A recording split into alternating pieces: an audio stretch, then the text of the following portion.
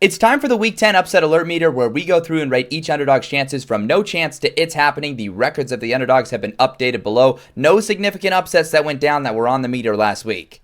Let's start with the world's largest outdoor cocktail party, Georgia, Florida, at a neutral site. Georgia has absolutely had the Gators number recently, and Florida has already fired their head coach. They look dead in the water, but it is a rivalry game, and this same Florida team tested Georgia last season, so I really do think anything could happen. I'm going to say it's a puncher's chance for the Gators.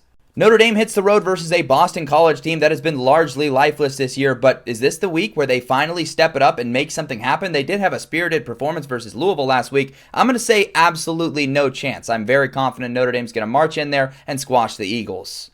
This was once labeled as a potential game of the year. Instead, now it's an unranked Penn State team trying to get to a bowl game versus the number one team in the country in Ohio State. Do the Nittany Lions have one last gasp left in them? I'm going to say maybe a shot in the dark just because of their talent roster, but it's really closer to no chance than it is to a puncher's chance.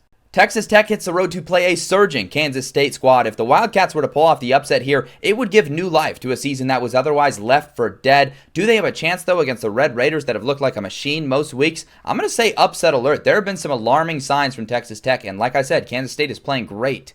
Virginia is still undefeated in ACC play, but they continue to have close call after close call. 3 overtime wins now on the season on the road versus Cal. Is this where it finally catches up to them? I'm going to say it's happening. I think the Cal defense has a great day, and they just find a way to manufacture enough points to pull out a win.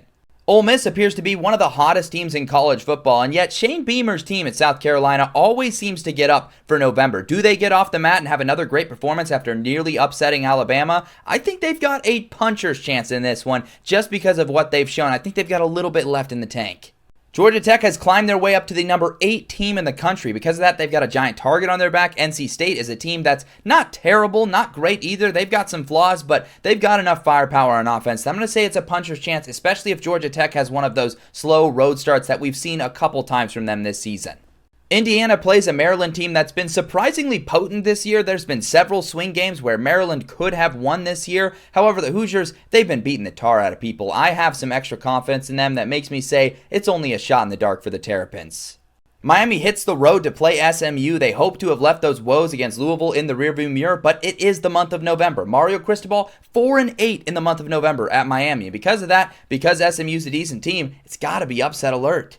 Finally, we've got Memphis on the road versus Rice. Rice coming off of a very impressive victory over UConn. And Memphis, just a couple of weeks ago, we saw them stoop to the level of their opponent against UAB. They're coming off a great emotional win over Tulane. Maybe things swing back the other way. It's a puncher's chance for Rice on their home turf.